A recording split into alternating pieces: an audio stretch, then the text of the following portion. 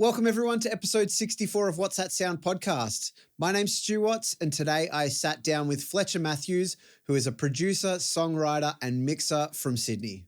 In this episode, we had a detailed discussion about his production process and how he goes through and records with different artists, the mindset of treating every song like it could change your life, and the importance of surrounding yourself with people who will make your output better. For all that and heaps more, stay tuned. If you like this episode and you love the podcast and you want to help support us, you can like and share the podcast around on all of your social media platforms in a conversation. Spread the word about this podcast. We want to get the word out to as many people as possible. You can stay up to date with everything What's That Sound by making sure you're following or subscribed on all of the platforms so you can stay in touch with everything new that comes out.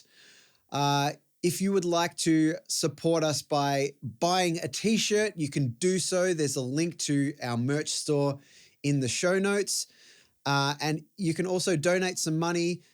Any amount of money would really help. It just helps us with anything that we want to do, like live events, any in-person events, things like that, getting new merch, all that sort of stuff.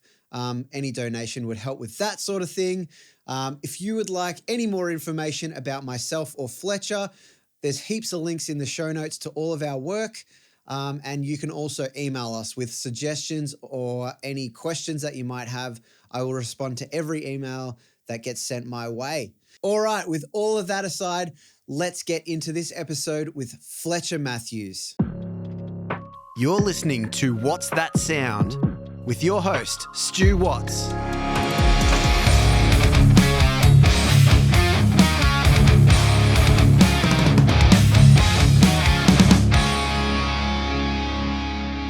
What's going on, everyone? I'm here with Fletcher Matthews. Fletcher, thanks for coming down from Sydney today. We are here in not sunny Melbourne. It's the start of summer and it's pissing down with rain today. So yeah, thanks for coming down. No worries, man. Yeah, welcome. Let's kick it off with a little bit of an about you. For anyone that doesn't know who you are, what do you do in the music industry? I'm a producer. I'm a songwriter. I kind of split my time as 50-50 as I can. Yep. I write with a lot of developing artists. I do mostly rock music, but I'm trying to do more and more pop music. I try and get overseas like a couple times a year to write with more pop forward artists over there. Mostly just a writer and a producer. Like that's kind of that's all I do. Awesome, man. Yeah. Cool. Well, take us back to, when you were a kid, what sort of music was flying around in your household? It's pretty split. Like my dad listened to a lot of punk music. Like he showed me Dead Kennedys and like a bunch of cool stuff like that. Cool. Like Nirvana as well and The Cure and The Clash. Like I remember a lot of The Cure and The Clash and Nirvana. Like every time we go on like a family holiday somewhere, him just like blasting it's a great combo. Yeah. He loved the MTV Live Unplugged Nirvana as well, which is like historically one of the worst acoustic guitar like tones ever and shit. So like I don't know how But also one of the most iconic performances of all time. So good. Like doesn't matter. It proves that people don't give a fuck about any of this. Yeah. They're just give me good songs. Yeah. Absolutely. Yeah. I love it. Well, that's awesome, man. And where did it start to come into play for you? Like when did you start getting really into music and things like that? Probably around 12 or 13. Yeah. I remember probably like the Tony Hawk's Pro Skater soundtracks. Yep. Like I remember there was this like video where Rodney Mullen gets introduced and he's doing all these crazy like manual tricks and shit on like the tables in LA. And I think AFI Boy Who Destroyed the World is playing in the background. And I was like, what is whoa, this is cool because they do that like pick slide in the start. And I was like, whoa, this sounds crazy. Like I just remember that video and the music behind it really, really distinctly. And like, I don't know, around that time I was already really into skateboarding and like anything that was like dangerous. and guitar just was like the next cool, dangerous thing I could do. Mm-hmm. And one of my friends' brothers like taught guitar, and I like learned a bit of guitar from him. Like he just showed me some riffs. I think the first song I learned was Enter Sandman. Cool. And then like I think I learned Master of Puppets and like, you know, a couple of As They Lay Dying riffs and like just like mostly metal at first, just because I thought it was like the coolest thing to do. Just sounded sick. Yeah. So I learned guitar, and then I did like I just went through school just being obsessed with music, I guess. I was pretty shit at school, at most things at school, to be honest, like other than music. And even that, I wasn't very good at the like, you know, the academic side of music. And I started working at a studio called The Brain. That was in Surrey Hills. Yep. And I was also at uni for like sound engineering at SAE. And that was also in Surrey Hills. And this guy, Clayton, came and like gave a presentation or like a lecture on what it's like to actually do it. Yeah. Because most of the teachers there were kind of like, I don't know. I don't want to call them. Yeah. They just weren't like. They weren't in it. They weren't actively participating in being a producer or an engineer. They were like old heads, or they maybe did like one record a year or whatever. Yeah. That was before the time of like, I think like they have some actual producers and stuff who work there now. But yeah, so he came and I was pretty interested in the whole thing. Like I was interested in what he did because he did a bit more metal and like more technical music. And one thing he talked about a lot was like editing drums, and that was like a taboo at SA. Yeah. They were like, you can't edit drums. Yeah, that is how not weird is allowed. that? And I was like, I'm pretty sure like every dude who's making records now edits drums. So I don't know what this is all about. Wow. But he talked about it quite a lot, and I was like, oh, I'm going to have to go figure that out. Yep. And he ran internships. So I applied for the internship. I think he had like 20 people at a time starting off, and then he'd whittle it down to 3, and I was one of the 3 he chose. A couple of my other friends had like done the internship, and they said it was all really cool. And yeah, I did that for like the last 6 months to 12 months of like that university degree. And then he offered me a job managing that studio and like engineering as well. Nice. Which was sick. Like it was probably the best first step into music I could have asked for. And he like taught me a lot. He taught me pretty much everything, like everything in terms of audio side. I would say like my SAE education was kind of like whatever in comparison to that. That was really like some hard lessons. A lot of a lot of like I fucked up a lot, and he was like, "You fucked up," and I was like, "Fair enough." So when it came to like running the place as well, like, did you get any like tips for that or? Yeah, for sure. Like I was basically making sure that we always had clients there. Like making sure the studio was booked. I ran the internships as well. Like I was in charge of educating the next generation of me's, I guess.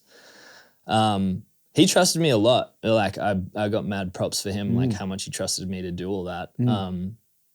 It was mostly just making sure like everything was working and everyone was where they needed to be on time. And what a cool thing to get like straight off the bat. Like, like that's the stuff that people don't see until they start doing it themselves, you know, and you're doing it for like in charge of a recording studio. That's crazy. He was still, you know, around and thinking about the same stuff. It was more just so he had a dude to do it with. Cause like, it's pretty daunting, like running your own business and being like, okay, I'm just going to make sure that I, you know, can live and eat from just this one thing that I'm doing. Like, and every decision I make has to be the right decision. Otherwise, you know, I don't eat.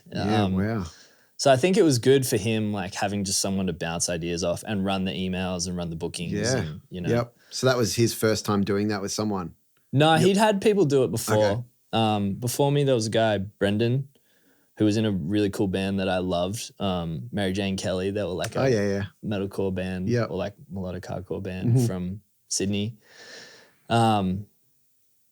Yeah, he was doing my job before me, and we kind of handed over to each other. Yeah. And I it was cool. It was really fun. Sick. The first job when I was interning there, the first job I walked in on was do you know Endless Heights? Have you ever heard of that band? It's the guys from Speed's old band. Yeah. Well, it's Gem. It's Gem's old band. And I was like kind of friends with them through my band at the time. So it was pretty sick. Yeah. It felt like I was walking into a community when I first got there. Yeah, that's awesome. Yeah. So talk us through some of those early, sessions and like what you're paying attention to and learning like straight off the bat, as opposed to, seeing things the way you do in an education facility. Like I know because I did the same sort of thing. It's not even close to the same thing. So talk us through what you were, paying a lot of attention to and noticing. I would say the biggest thing was like how much faster it was and how much more everybody was sure of what they were supposed to be doing. Mm-hmm. Like there was no like, do I EQ the tom this way or do I set it up like this? It was like set up the microphone the way it goes because we're like somebody's paying for this and like it has to be done pretty quick. Like it can't be, you couldn't fuck up. Yeah. Like you really couldn't. And like you had to seem calm but also be going fast. Like all these things that like, I don't know, a lot of that and like, a lot of attitude stuff and a lot of like decisive shit. Like not spending hours tuning the snare drum, like spending as much time as you can afford it. Sorry. You're right. Spending as much time as you can, but like you can't just like endlessly tweak things, Yep. I think that and then the like overall just like how much more detail there was in the stuff that they were working on. Like editing drums was the first thing. I was actually lucky to like learn how to do it from another engineer before I went there that I worked with in my band. Like he recorded my band and I saw him editing drums. I was like, how are you doing that? Yeah. Like, show me what you're doing because I wasn't getting taught it by a university. And what year was this? It's like 2012, 2013. Yeah, so YouTube wasn't the same as it is now. Like there's none of that. Like No. It was like there was not even a determined way that you were supposed to edit drums yet. Like some people would like edit the kicks and snares and leave the cymbals in place and like shit would be out of time. Yeah. Like there was heaps of different opinions about how you're supposed to do it. Yeah. And it was like I was like really obsessed with trying to figure out how it was done because nobody talked about it and nobody wanted to give it away. Yeah. Or at least I couldn't find it. Well, I think in the alternative scenes, like people are so like self-assured, like confident of themselves. This is how you do it. This is how I do it. Yeah. And like everyone else is wrong and this and that. So you can get some sort of like, man, like if I don't do it this specific way, like I'm doing it wrong and you get in your head and stuff. Yeah. Yeah. So this guy taught me kind of his way of doing it. And then I pestered one of my lecturers at uni, like how would I edit drums if you were going to do it? And he was like, you should try Beat Detective and like all this stuff. And I kind of combined the way that this guy taught me and like just trial and error of using Beat Detective. And I figured out a way to do it sort of. And then I did it a bunch of times that way. And then first day of the internship, my boss was like, all right, everyone try and edit this song while we actually edit it. And I was like, all right. And I had my laptop with me and I was like, blah, blah, blah, blah. Did it in about like an hour. Came back in and I was like, here you go. And he's like, no, like it's not done. I'm like, it is, I promise. He's like, it's not fucking done. We're like in the first section still. I'm like, play it. And he like hit play and was like, how'd you do that? And I was like, I can show you. Yeah. And he's like, all right, everybody gather around. This is how we're going to do. How good's that? Yeah. He had a way of doing it that actually was better. And we actually ended up combining our ways. But my way was faster. Yeah. But it wasn't as precise. And there was lots of mistakes and stuff because I wasn't good at hearing the mistakes yet. And yeah, we combined those ways. And he was like, he trusted me pretty much immediately because he knew that I was interested in like educating myself on like, you know, how to do it. So yeah, that was like the first kind of interaction really. Like one of the first days I remember was like editing drums and like, here you go. But yeah, and then I'd say after that, first thing he trusted me with was I like recorded one song of bass on that record, on that Endless Heights. Or I didn't do the whole song. It was like one section or something. He's like, you can sit at the computer. Yep. Like, and I was like, whoa. Yeah. And that was pretty special. Yeah. And then after that, I think the first job that he was like, you can do most, or I don't think he ever said it.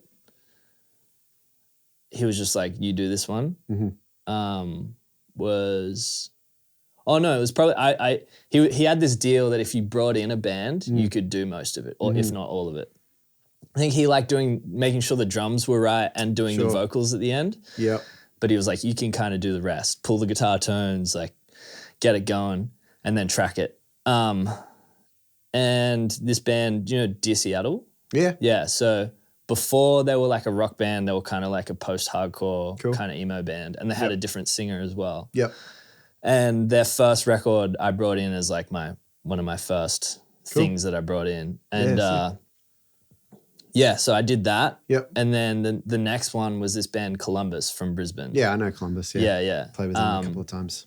He did the drums with me, and he did the vocal. Oh, I might have even done the vocals on that one. He was definitely overseeing it. Yep.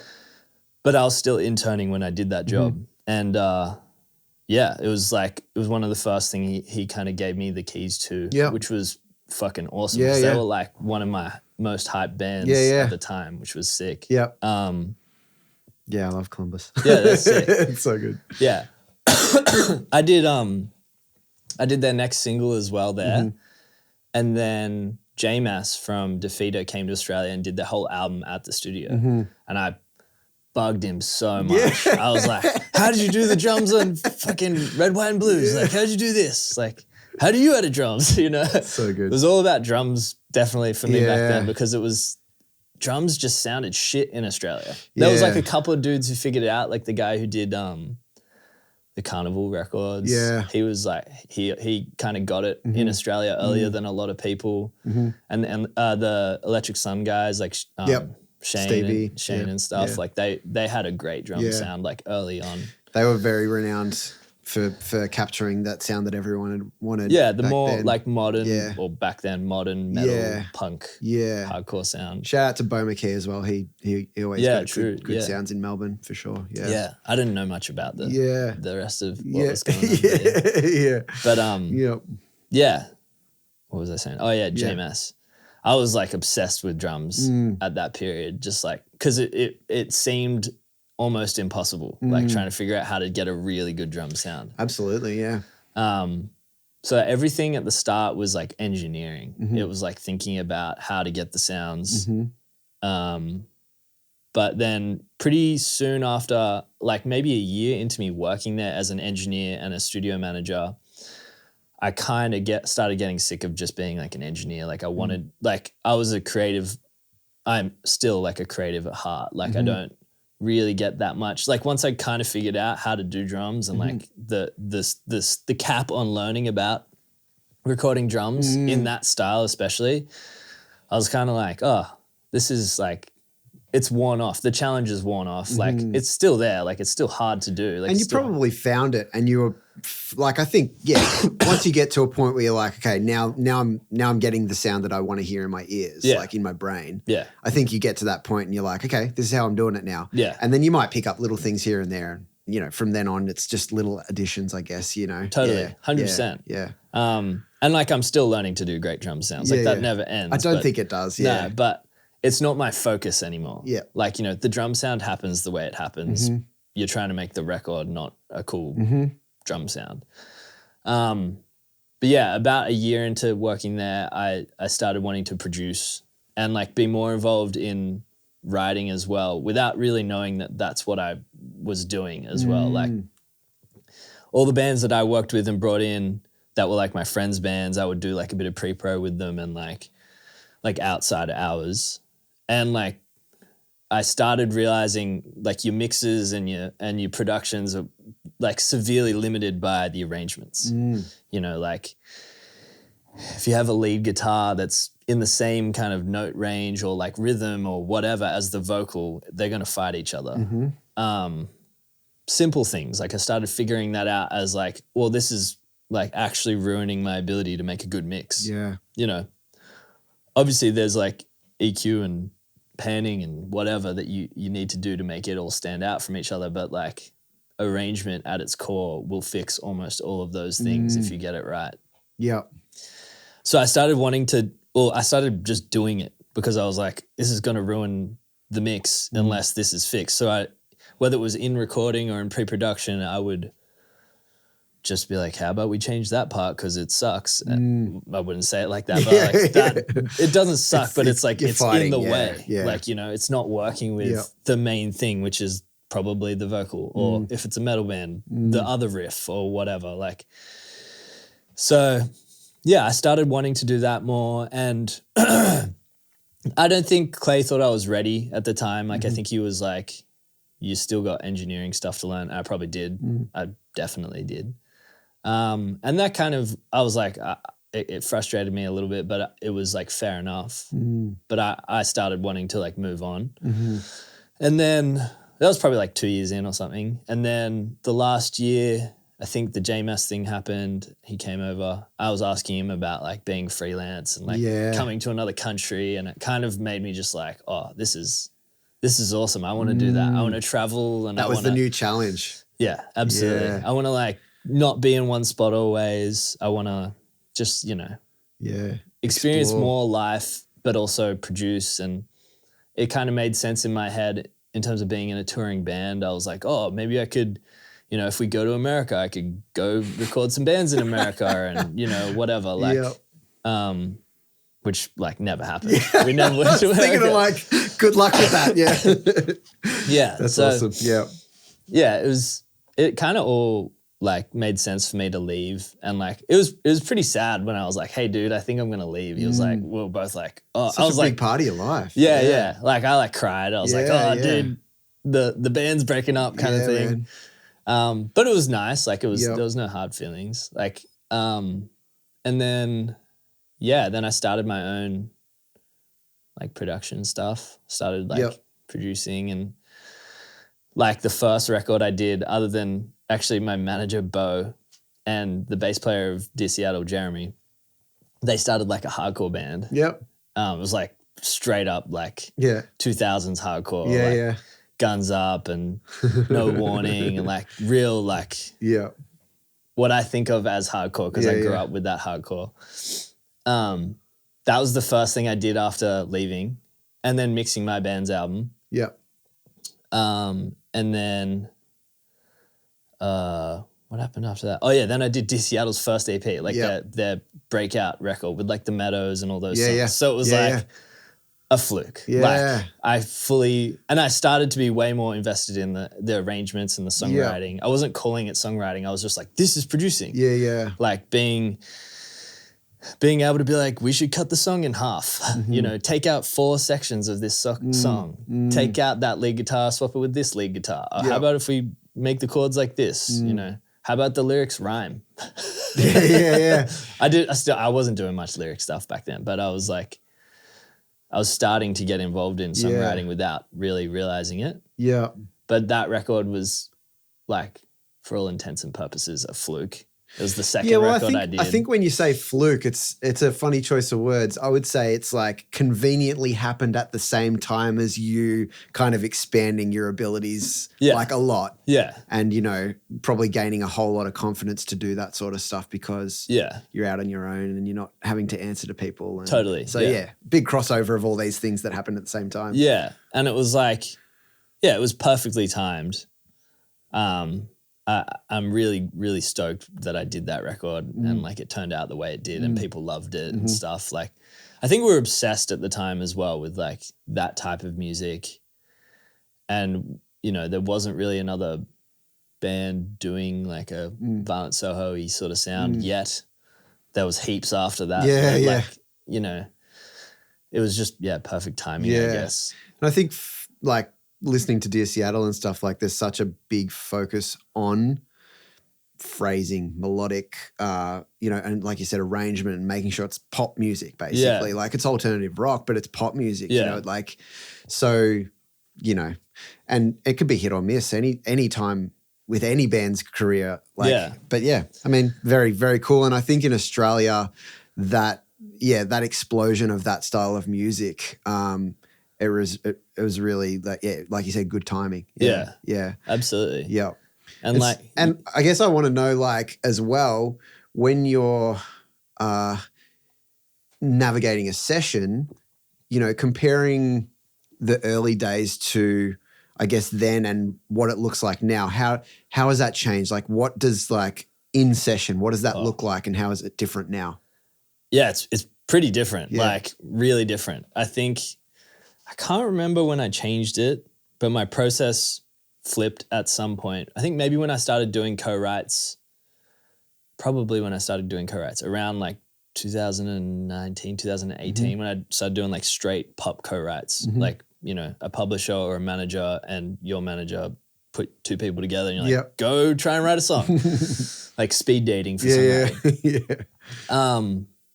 Like all of that is, you know, you're trying to write the song and make the production at the same time. And then if I got the song, I'd cut it after that. And sometimes all we'd replace is like maybe the vocal or maybe parts of the vocal, but people would get attached to, you know, the initial production. Like I don't want to call it a demo because like the idea of a demo has changed so much from what a demo used to be. It's like the half production, the blueprint of the production. You can't change that much. And you shouldn't change that much. Like if you've captured something that is special and people are like, record that song right now, you gotta figure out how to retain what is special about it and only fix the things that are like bad. You know, it's probably, there's some lines in the vocal that are too hard tuned, or the acoustic guitar was really sloppily played, but maybe that's good. So maybe you have to just edit the really bad parts, you know, really be delicate and figure out what you can and can't keep. But like kind of work backwards in a weird way of recording the song. Like not, okay, let's start everything from scratch now and let's start with drums and we'll record drums and so on and so forth. So I started doing more pop records and that led into me basically doing like heavy pre-production or like songwriting at the start of pretty much every like project I work on. Unless somebody's like specifically said like, I don't want to work on any of the songs, like record them exactly how they are. All of the arrangements there, all the drum parts are exactly how they're supposed to be. This is the full song. Then I won't touch it. But like 99% of the time they're like, oh no, let's like, if you hear something, let's fix it. Yep. But yeah, so I'll do heavy pre-production and we'll usually start with the guitar and the vocal and just work on that for at least, you know, a couple days at least for like an EP or like a day or like half a day for a single or whatever. I don't know. It's kind of different depending on like what I can afford in terms of like what the artist's budget is and stuff. But yeah, like, you know, half a day maybe for a single or something like that. And then, work on pretty much just the song, which is the chords and the vocal until that's right. Like lyrically, like all buttoned up, all the rhymes are perfect, all the chorus hits without anything making the chorus hit except the vocal melody and the vocal lyric. And then programming drums to that. And basically that's the blueprint of the song. And then starting tracking to that. So start with rhythm guitars, track really solid rhythm guitars if it's a rock band. Yep. Track really solid rhythm guitars, track bass guitar after that. Do everything and then do drums last if we're doing real drums. With the idea that the drummer is playing to a full band. And even though it's like, it sounds kind of backwards, if you think about like when budgets were bigger and rooms were bigger, you know, when a full band could be in their own room, every member could be in their own little room and have perfect sight lines to each other and stuff. It's way more like that for the drummer. He's not playing to this dinky, you know, badly recorded scratch guitar. I hear. I actually do things the same way. Yeah. It's And it just means that they're working to something more special. Yeah. And like more done. And also it means they're not messing up the rhythm. Like there's a lot of times the drummer will move the kick pattern and it'll completely clash with what the rhythms of like the guitar is supposed to be doing. And sometimes that's cool, you know, like Travis Barker or someone like incredible at it, who they hear the rhythms and they can work between them or whatever. But most drummers don't even hear what the rhythm is supposed to be. Yeah, the intricacies of that. Yeah, that's what makes this song that part. Yeah. Like that is that rhythm of that part. If you fuck with it, like you kind of ruin it. Yeah. Unless like you said, that drummer has an amazing feel. Yeah. But like, agreed. Yeah. So, and it's not like I distrust drummers. It's like sometimes it's hard to hear that's the rhythm when it's just a dinky scratch guitar, or when you're in a rehearsal room or like whatever. But even you can have an amazing drummer where it's like you're ruining the song. Yeah. So it's like you have to approach it in that mindset of like we have to serve this song. Yeah. And like, you can play whatever you want, but at the end of the day, if you're not playing what the song's identity is, you've fucked it up. Yeah, totally. Absolutely. Yeah. And like, it's basically to try and emulate a bit more of what the feeling of playing with a full band is and get a better performance. And also, just to, so they can hear it properly and all that. Yeah. And we have a reference. I go, see, your kick pattern's wrong. And they go, damn, it is. So when it comes to songwriting, I also want to know like the difference between, say, you know, a pop artist or someone like, you know, you've done the recent Trophize album, which is in my opinion, their best work. Like I think I love that album. I reckon it's my favorite of theirs. That's awesome. So how does it compare? Like when you're in a writing room with like a solo artist or something and then compared to a band? It's different. Like it changes even band to band what the vibe is. With a solo artist, it's very much like I'll do at bare minimum like 90% of the like instruments, and then we'll jam on like lyrics and melody as well. But usually the artist is kind of like tackling instruments while I'm still working on the beat, and then I'll come in and be like, we need to, like, that's not quite working. Let's come up with something else for that. Sometimes it's like I help with everything a lot because the artist isn't as confident or is newer to writing. You know, I work on a lot of development projects. Some of them are like great at it just like by fluke, or like without much practice, they're just great at like top lining. They've just got the feel. Yeah. Yeah. But like, you know, an artist like Trophize, John is like the main writer, I would say. Like it'd be fair to say that. Like he starts the initial idea of most Trophize songs. Sure. Like in the past, maybe not as true, but at least for like the last couple of records, as far as I understand, that's how it works.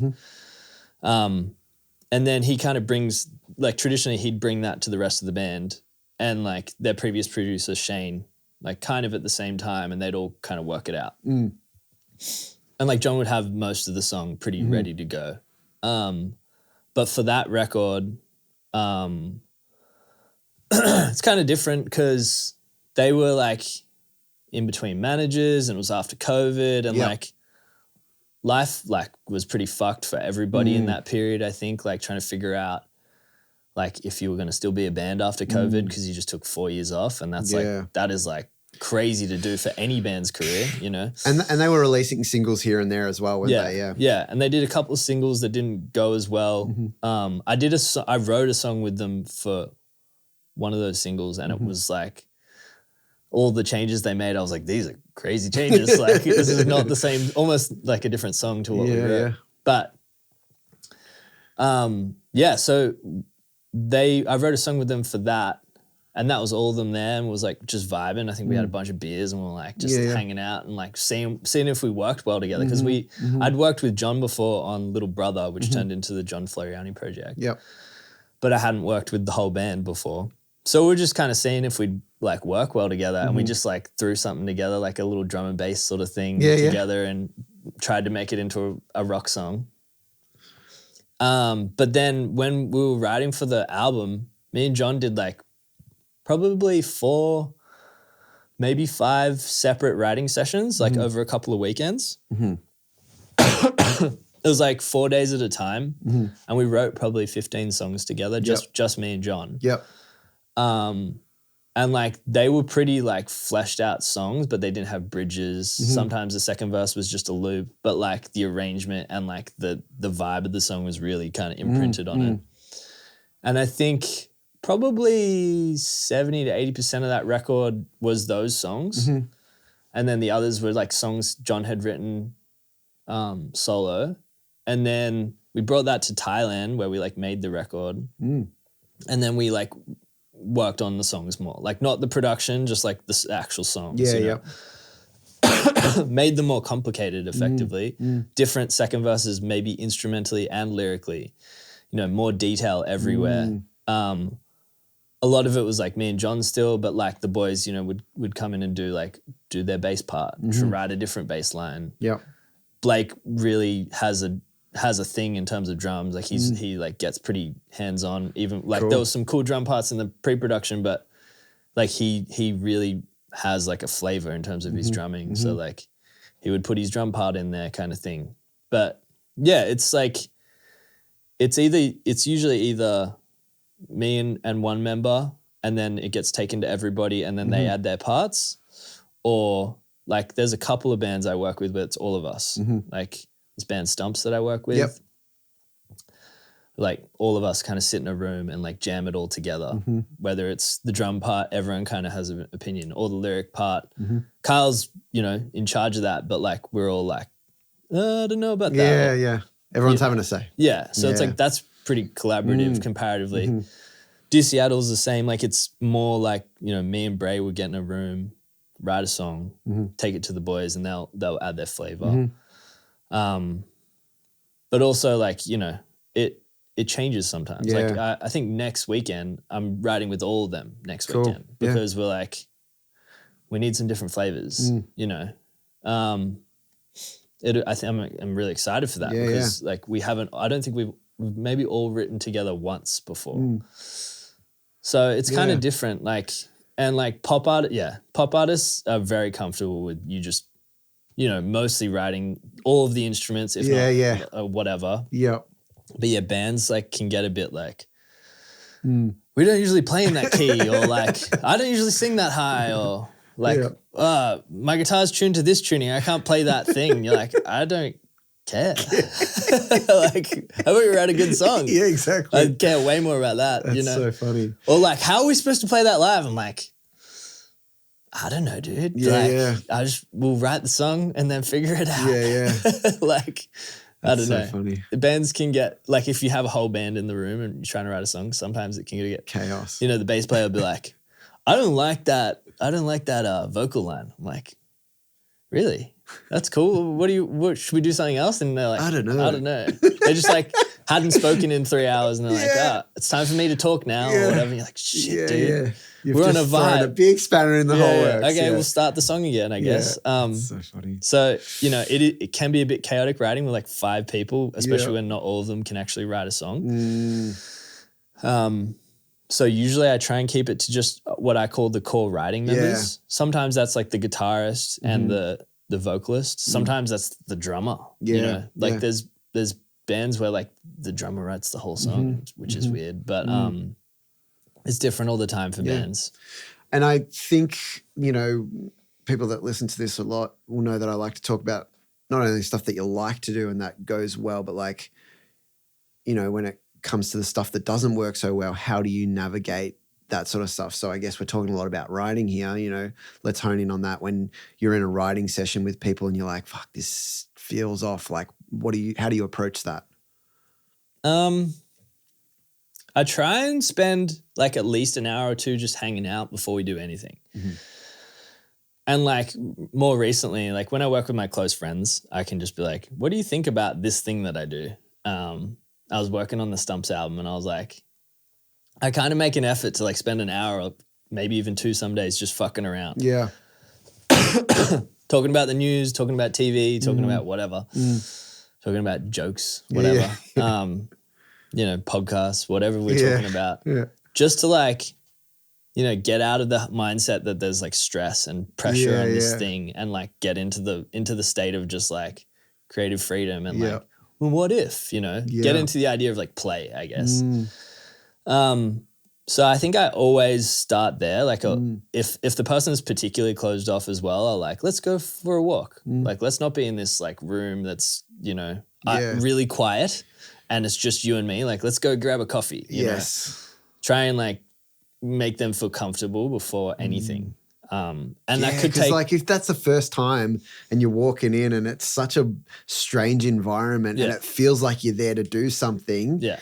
There's this weird pressure that feels like fake. Yeah. Like it feels like manipulated. Yeah. Yeah. And some artists love it. They walk in, they go, whoa, it's so quiet in here. I can't wait to like do all this crazy shit. Here's this thing. Here's this all this stuff about me. And they like go into like overshare mode, which is sick. And they're like, just roll with it. And you're like, oh, I don't need to worry at all. Let's like talk about life. Let's tell each other about what it was like to be a kid growing up, you know, whatever. Like, that's easy. But yeah, I try and get them out if they're like clearly uncomfortable or awkward. You're just like, let's go for coffee. Do you like bagels? Do you want to go get a bagel? You know, I'm pretty lucky. Like I'm in Surrey Hills, my current studio. And that's got like so much good food, Good and, like, area great pubs around, great coffee. Like it always feels sunny there in a weird way, even when it's like rainy. Like it's just like good vibe around there.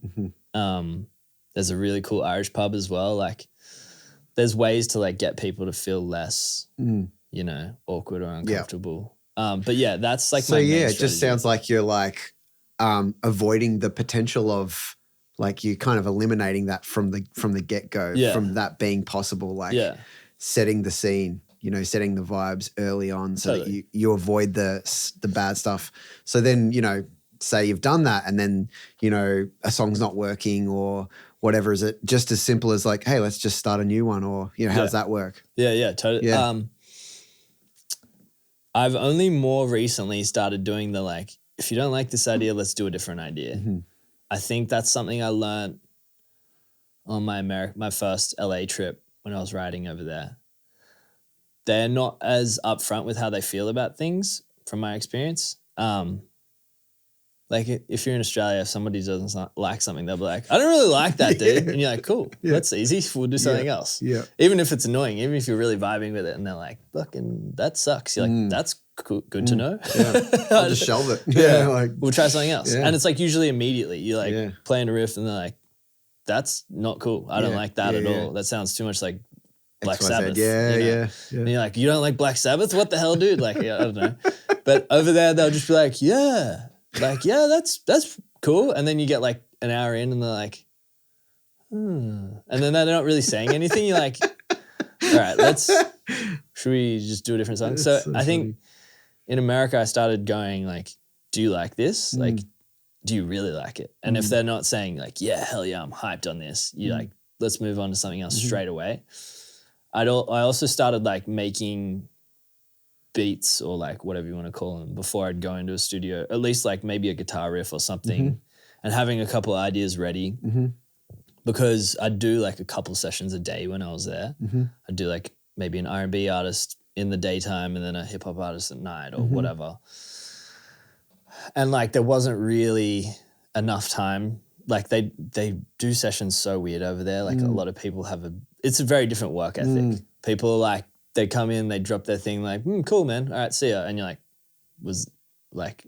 strange. Yeah, you know, it's just like when it's hype, it's hype. But like, it's over here, I'll do like an 8-hour session to write a song, you know, 10 till 6 at least, and then sometimes longer. And we'll try and get it right. Even if it's not the best song, we'll try and like tough it out. They'll sometimes be like, I gotta go. And you're like, okay, cool. Like, I guess this song sucks or whatever.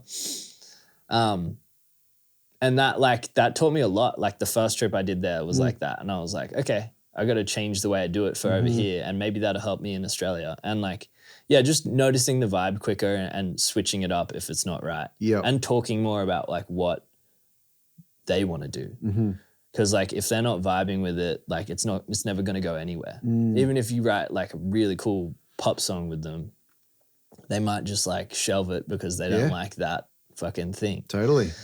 So, yeah, I think in general now, yes, but I used to like maybe like 2 years ago now, I would just tough it out and try and make the song like, you know, better and better as the day went on. But now I'll just try and get I've been doing like 2 songs a day sometimes in some sessions as well. Which is usually the second idea is better, weirdly. Like the one that you spend way less time on. You're like, let's just shit out a song at the end of the day. That's sometimes a cool trick. I want to know, like, because I haven't been in those kind of scenarios. By the way, do you need some more water or anything? Maybe in a sec. Yeah, cool. Yeah.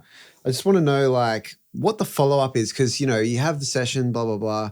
Like, what's the handoff, like, with the songs and stuff? Do you've been mixing in the session, you just send it off to their managers, like, and what does that look like? How does the rest of that process go? Like, is it just completely out of your hands?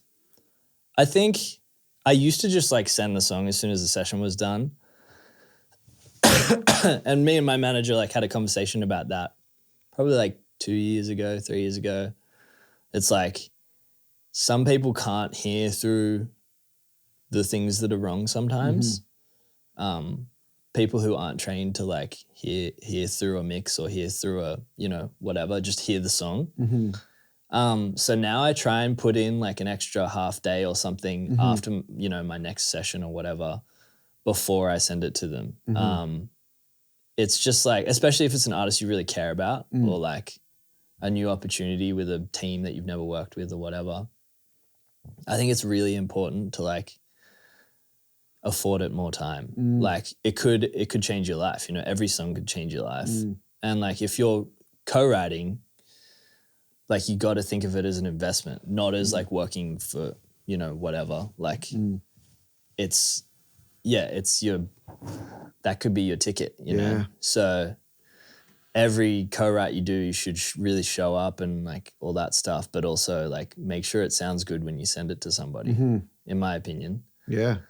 Even if you don't really get the artist or don't really like the artist or whatever, if you get put into a session, you know, actually making sure it sounds great at the end of it. Whether the song's great or not is, like, kind of hard. You can't always control that. Like, sometimes the artist just, like, has nothing for you. You're like, let's talk about life. And they're like, I don't want to. You're like, okay. Yeah, so, you know, it's just at the very least show that you're a good producer or engineer or whatever you want to call it. Because they'll at least hear that and be like, well, it sounds great. The song's not that good, but, like, at least I know that guy's good at doing stuff. Yeah. Not just, give like, him another go, yeah. Yeah, not just, like, kind of it's a shit song and shit production and shit engineering. Yeah, like, why waste my time? I'm not going to send anything more to that guy, you know? Yeah. Yeah, love that. That's cool. So my general move now is spend a bit of time on it just to make sure it's not, at least nothing is bad. Which, it takes time and it's, like, sometimes a bit frustrating, but it's worth it. Yeah, because you're not, like, getting paid to do a mix on a co-write. Yeah. You know? Yep. It's like, it's a co-write. But yeah, you're seeing it as an investment, like you said. Yeah. Yeah, totally. And, like, there's a good chance if you do a good job, they'll cut the song and get paid then, you know? And then dividends when you get royalties and stuff down the track. Yep. So it's absolutely, in my opinion, like, if you take an opportunity, you have to make the most of it. Like, you can't just be like, half-ass it on the day and then half-ass it and just send it to them. Yeah. I don't care about this. It's like, what's the point of even doing it? Exactly, then? Yeah. When I did, like, I love Trophy Eyes. I've always loved them. And they've been, like, friends of mine for 15 years or something like that, an insane amount of time. Like, I'm pretty sure their first ever tour or, like, one of their first ever shows, they like, supported my band at the time. Yeah, there you go. Like, they're like, no, it wouldn't be one of their first shows, but, like, one of their early first days. Tours. Yeah. It's like, we've been friends for such a long time, but I didn't even know they wrote with people. And I was, like, not really doing heavy music at the time. Like, I kind of stepped away from heavy music in a pretty big way and more into the indie rock kind of. I think I was doing, like, indie rock and pop music exclusively for a while. But I don't know, me and John were just hanging out one night. They were in Sydney trying to write before their sessions for the little singles that they did after COVID. And I was like, oh, we should write together. It'd be cool. Like, I'll show you, like, I'm a different kind of person almost to the last time we worked together. Like, let's work and see if this is cool. And, like, it was fun and interesting trying to get back into, like, heavy mode after not doing it for, I don't know. For a long time. Yeah. Like, I think it was like the first thing that somebody screamed in that I'd recorded in like 7 years or something crazy. like that. Yeah. Yeah, you just would have brought some different perspectives to the table for sure. Yeah, totally. It was cool. Like I'd mostly been focusing at the time on like, especially in COVID, a lot of the stuff I could do was like pop music. Yeah.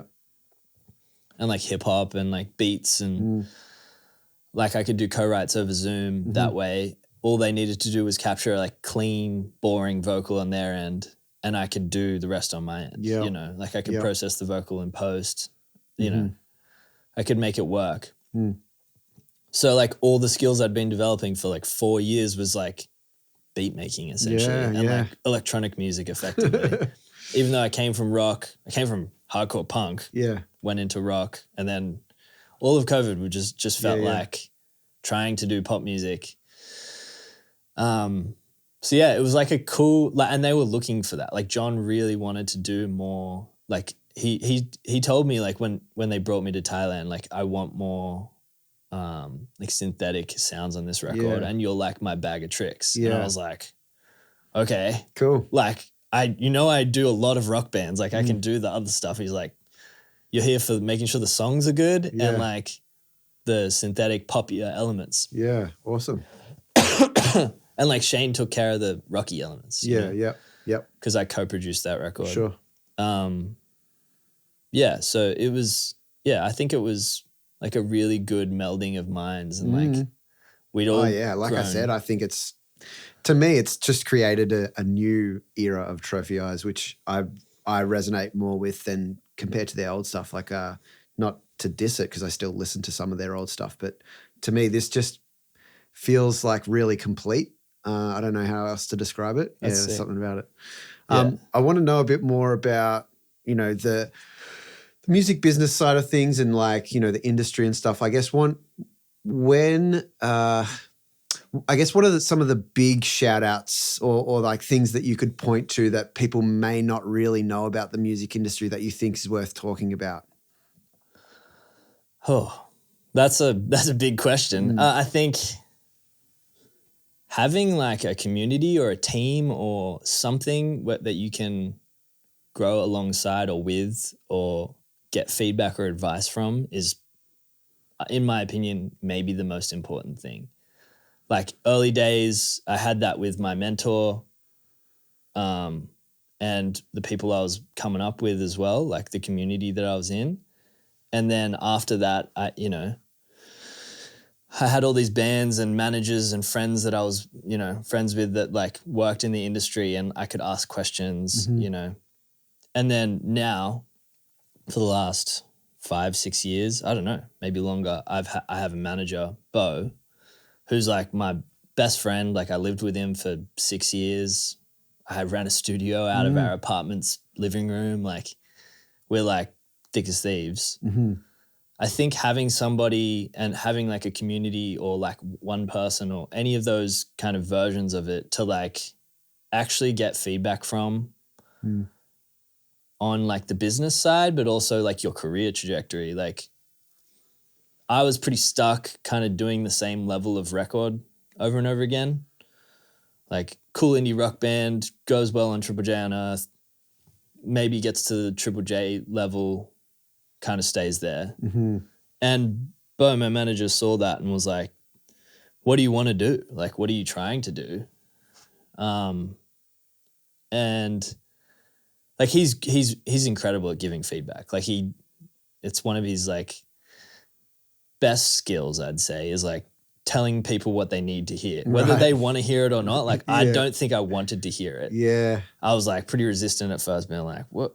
And he was like, I remember there was this band I recorded at the time, and he came in and he was like, this is shit, dude. And I was like, fuck you. I don't think he said it like that, but he was like, this isn't very good, man. Yeah. And I was like, oh, fuck you, man. Like, this is great. Like, I did a great job recording this band. He's like, but the song is like average. Yeah. And I was like, well, I can't just like write their song for them. He's like, why not? Yeah. Because he was just starting to manage bands. But he didn't know he kind of knew something that I didn't know, and he didn't know something that I knew. It was like a weird, like perfect thing that he said that was like, it sparked a wider conversation around like, you need to be like making sure every song that you produce is a good song at very least, so that everybody knows that Fletcher Matthews produces good songs. Whether that means not taking on certain clients or writing their songs for them. That's what you need to do, basically. And like at the time, I was like frustrated, me like, I can't just write their songs for them. But it's like, yeah, you can. Or you just have to have that conversation with them, or be honest and be like, I don't like your song. And yeah, it really shook up my perspective on what I was doing. Like it massively changed my like whole thing. I wasn't just like taking every job I could. For a while I suffered because like I had to stop taking certain jobs. I stopped mixing, just mixing. I stopped doing that unless it led to another opportunity. Mix this record. It's like you're helping somebody out. They're going to do the album with you if you do a good job. I'm like, all right, I'll actually do that. But like, I don't mix. Like that's not, like I'm not an engineer. I'm a producer, you know. Take a step back from just making money and trying to survive to like grow, you know. And that sucked for a while, but like I couldn't have done that. I probably wouldn't have had perspective to do that if I just kept trying to survive. And like somebody coming in and being like, what are you doing? Somebody who cares about you and loves you, and like they're not just saying it to piss you off or like to be antagonistic. They're like, what are you doing, dude? Go fix it. You know, like what do you want to do? And you're like, I want to produce good records and be a big shot producer. It's like, well, you can't do that if you're doing this. You can't just keep making the same grade of record over and over again and like leaving it up to the fact that one band a year is going to be great and you're going to do that band still, and that's going to help you get maybe 1 inch higher in the like overall thing. It's like you need to figure out a way to progress and develop.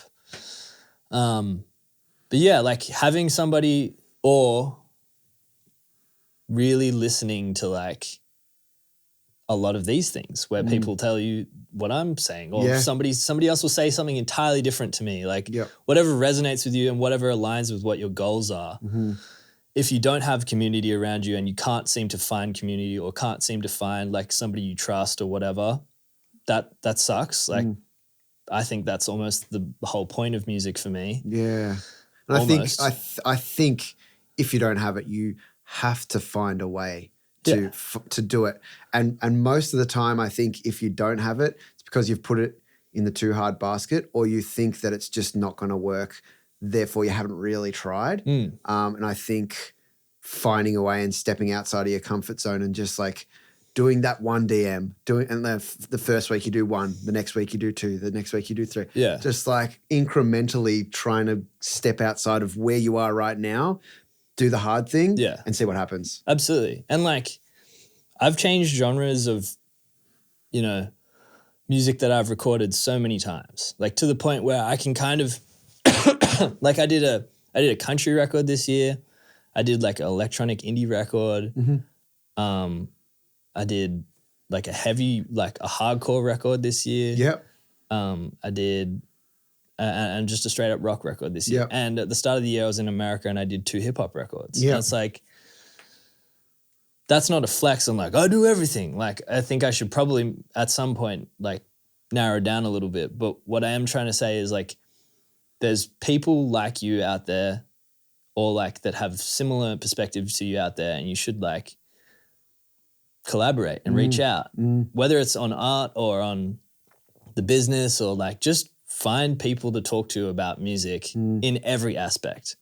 Because if you want to be a great producer, you're probably not a great business runner. Like you might be, but like there's a good chance like those two things don't align. Like, you know, I think everybody has their skills, and there's a reason that like managers exist. There's a reason that label A&Rs exist. There's a reason Such that a great point.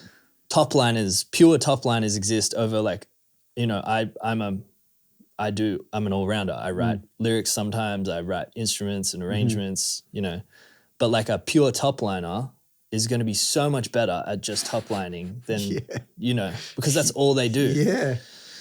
In the same way, there's way better producer engineers out there who like, they don't touch the song or the arrangement at all, but they're like Steve Albini, the greatest of all time. Like he was literally like, his whole thing was making sure that the audio lined up perfectly with what the song was trying to do. Yeah. That's like, if somebody's like looking for that, unless I really love the project, I'd probably point them in the direction of somebody else. Yeah, yeah. But if like, you know, if I'm obsessed with it, I'll probably be like, oh. But you could even flip it and like to make it easier for artists to interpret is like the drummer. Find the drummer that is the best drummer because it'll elevate your record to having the best drums on it. You know, finding the best bassist. Like, true. As simple as that. Like you know, it's the same analogy. It's like, but thinking of like bringing the team together to create the perfect thing, not perfect, but the best thing that you possibly can for that thing that you're trying to do. Yeah, like, totally. Yeah, man, great point. I love it. I think in general, you know, finding more people and talking to more people about everything, not only because it'll help you in your career, but also it'll like enrich your life. Like all of my closest friends realistically at this point are from the music industry and I value and cherish all of their perspective on everything. And sometimes I strongly disagree with everything they're saying about what they think I should do. Sometimes I'm like, oh, wow, I didn't think about it that before. Like think about it that way before, whatever. Like, you know, I think it's really, that's maybe the most important thing is find more people and like hold on to them and like pick everybody's brain and don't think that you have all the answers because I think you really don't. Like, like there's so many things that I wish I did better when I was younger. Like simple things like, you know, I didn't have any contracts set up. The whole time I was running that studio, we didn't have any contracts. We had a booking agreement email. It was like, you pay this money, you get these dates. Yep. That was like the agreement, but nothing about like, if I perform on it, my rights are waived. Fucking as a performer, I retain my right as a producer. Like simple things, like basic producer contract stuff. Like I had no idea about any of that. I didn't know about producer points because I came from like DIY hardcore punk, like make the record because you want to do it and like get the money and go. Yeah. You know, I think it wasn't until I started working or like knowing more managers and like people who worked with other producers and they were like Bo, like he was starting to work with artists and like my other manager friends, they were all like working with producers who had these contracts and I was like, what's the contract got in it? Like, what do you need that for? You know? So yeah, like being exposed to like people who are actual professionals, whether they're engineers, producers, lawyers, managers, artists, tour managers, booking agents.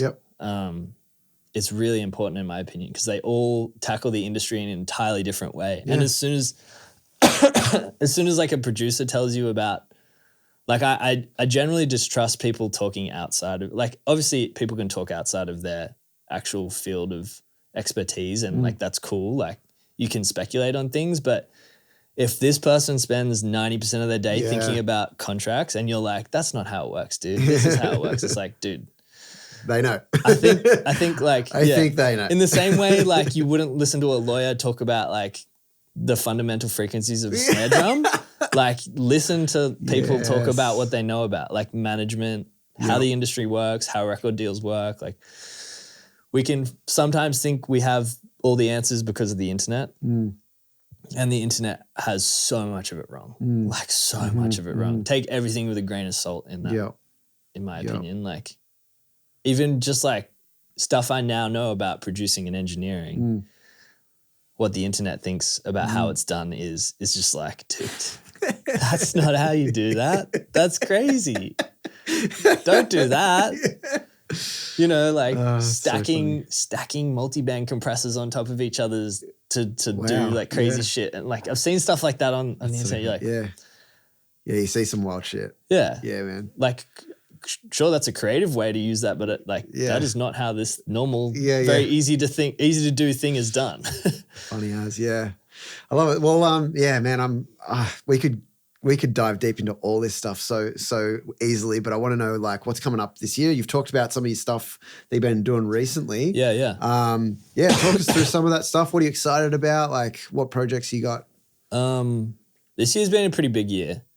Like lots of really cool shit. The start of the year, I wrote a bunch of songs with my friend Adam Newling.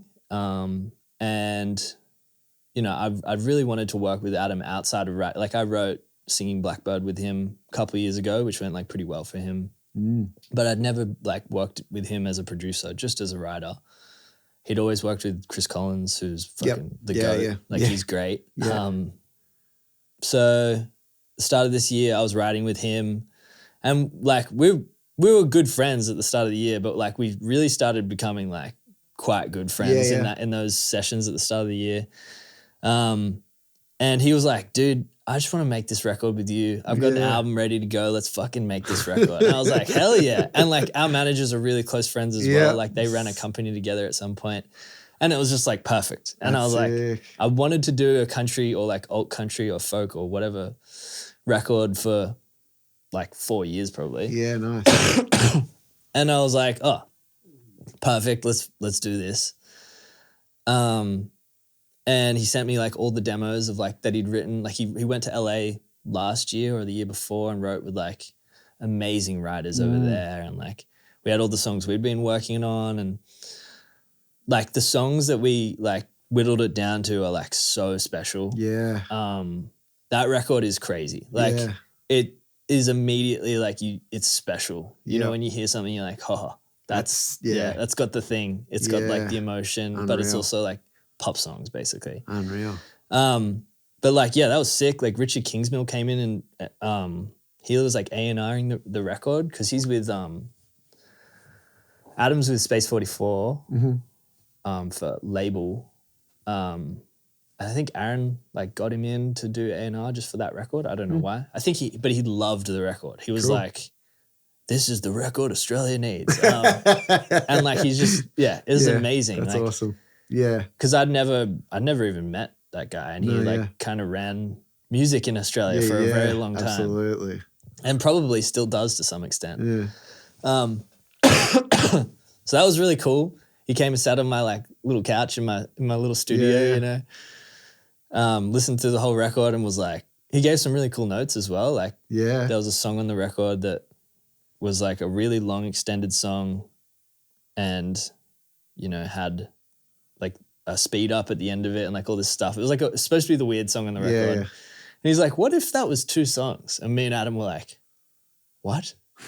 What do you mean? He's like, you made like 2 versions of the same song and like one was really soft or something. He like didn't really have the details, but he's like, what if that? And we were just well, think about that. And like we ended up making it a part 1 and part 2. Cool. And it was like, it's maybe the most 2 special moments on the record now, you know, like cool.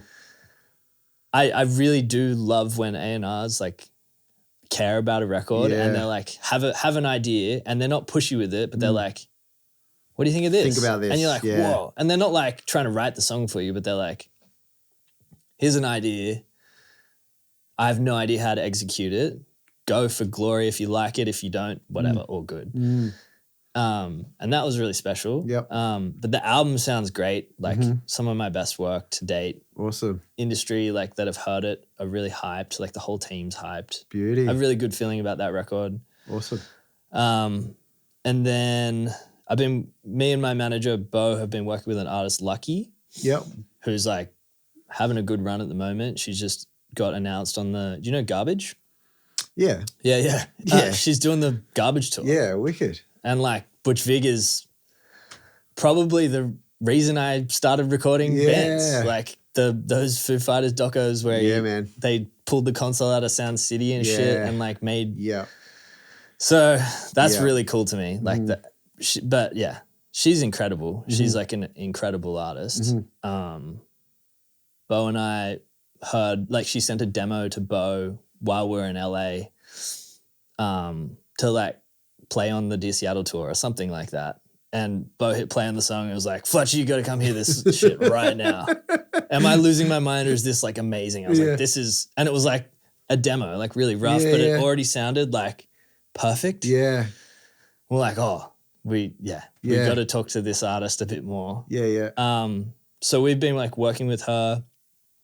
She already had a bunch of really good songs. Mm-hmm. She needed a couple more. I wrote probably like 8 songs with her at the start of the year, and we picked like, I don't know, 5 of those. And they're going on like quite a big EP. Like it's like a 9-track EP. Oh wow, that's an album. We're calling it an EP so she can do an album later. Yeah, right. Yeah. And that's going really well. Yeah, like sick. she was like one of the like artists at Big Sound that everyone was like talking about. Yep. And yeah, that's really exciting. She just got Unearthed Feature Artist. Yeah, nice. She just got the like Welcome to Lucky from Triple J Full. She got like high rotation ads on Triple J, like all that stuff. It's going really well. And also it's just like, it's sick to hear, like all industry aside, it's just sick to see like people connect with something that you see as special. Like, you know, it feels good to know that like, other people get it. Yeah. Like I think she is incredible. Yeah. She's so cool and like so good at like her like verses and like the tone of her writing, like lyrically, so interesting. Like I just think she's a great artist and I think like she deserves a lot and it's like cool to see people like believing it as well. Yep. So that, and then I just did an album with a band called STUMPS. Yep. Which is like sick. It's really cool. It's like Block Party but with synthesizers. It's fucking awesome. Sounds like me at 21 years old. Yeah. Same. It's really it's pretty rambunctious. Yeah, sick. And very like characterful. I've done all their records and the last record was a bit more like chill vibes. Yeah. And it was like cool to kind of return to a bit more like just saying crazy shit and having crazy stuff happening in the song. Cool. Yeah, and writing a new Dear Seattle album at the moment. Yeah, nice. But yeah, there's like, and then I did an album up in Brisbane, a band called Sunbleached.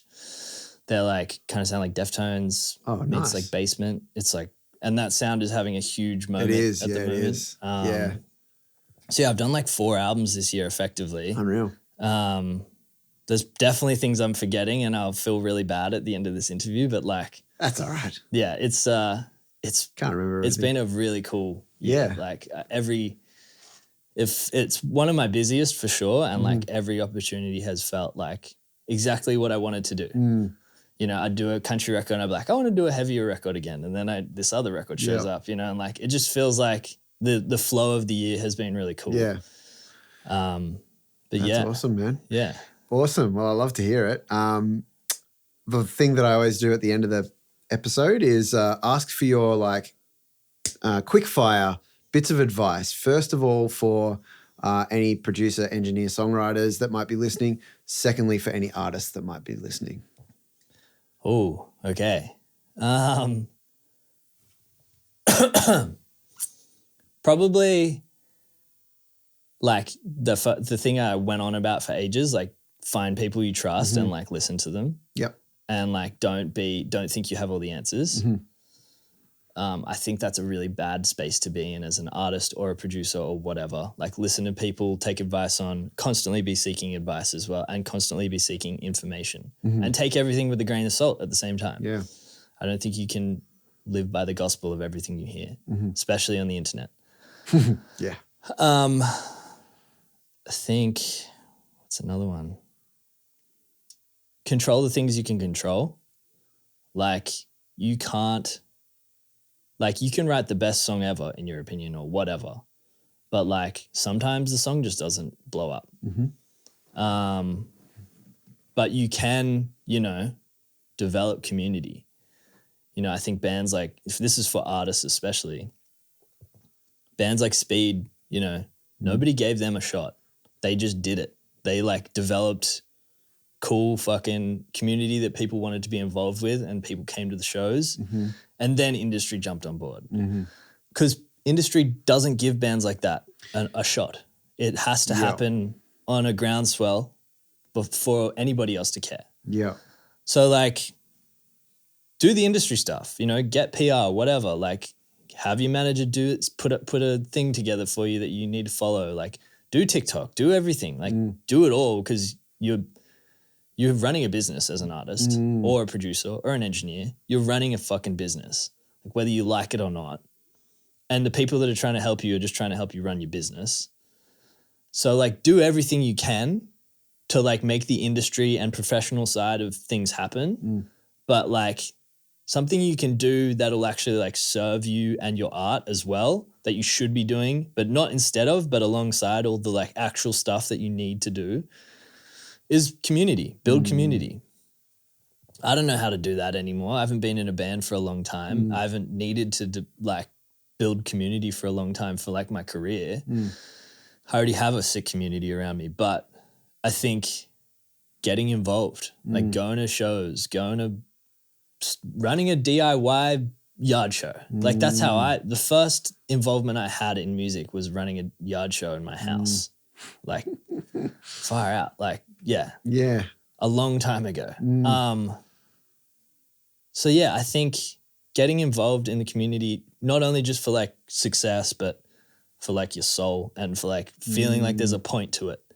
Cause there's a lot of like, especially indie rock and like independent bands in general, that like they put their song out, they don't have much of a plan together. They do everything that the PR team or marketing or whatever that they've done, like said that they could do. They'd done their couple of posts before or whatever the hell.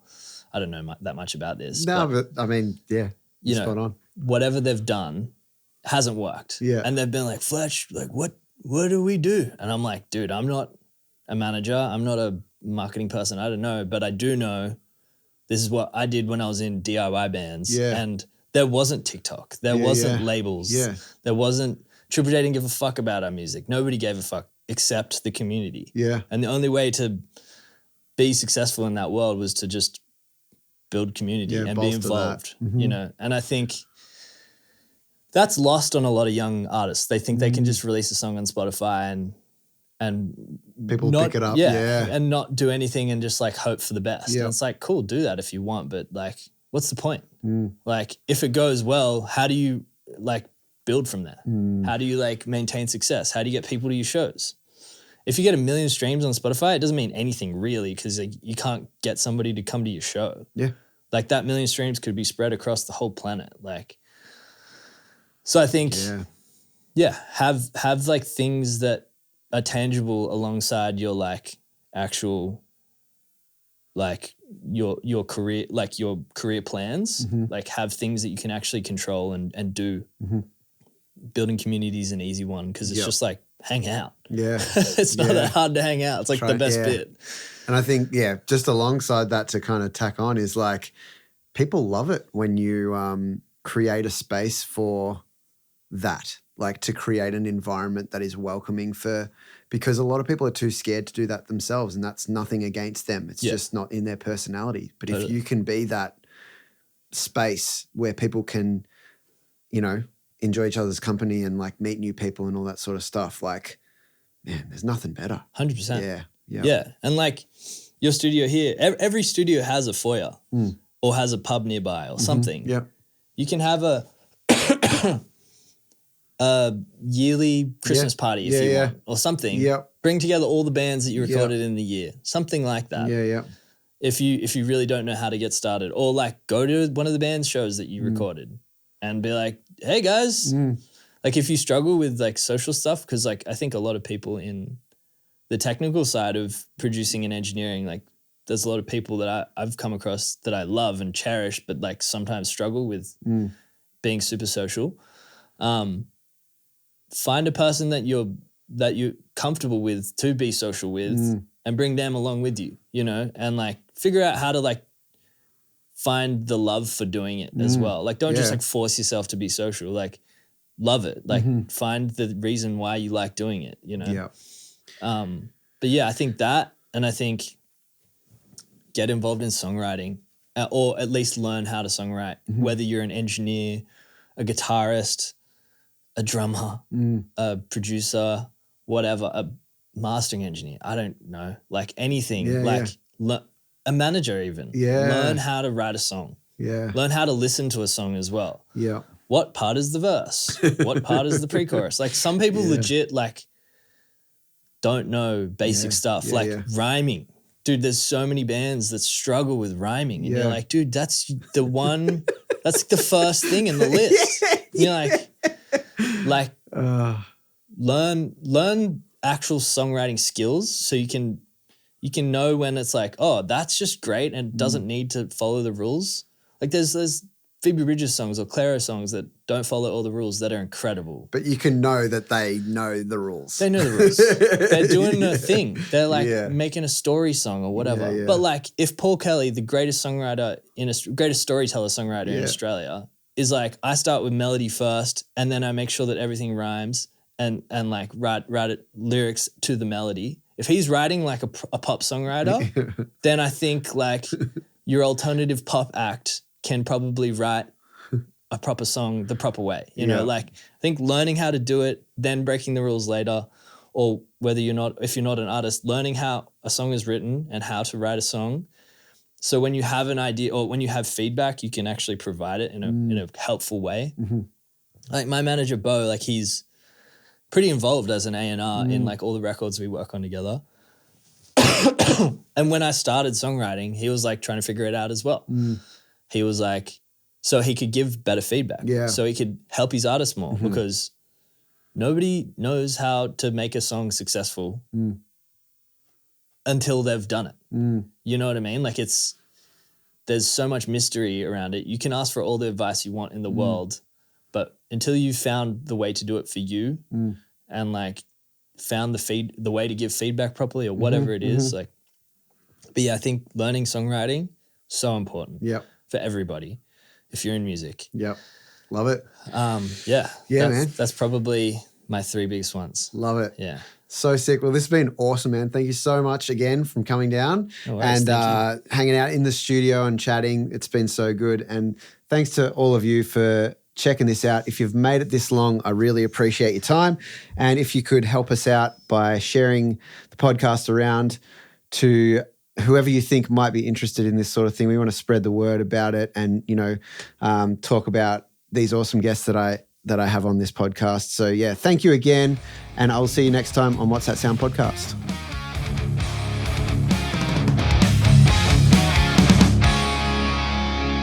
Thanks for listening to What's That Sound. Make sure you hit follow or subscribe on your podcast platform to stay up to date with each new episode. We'll catch you next time.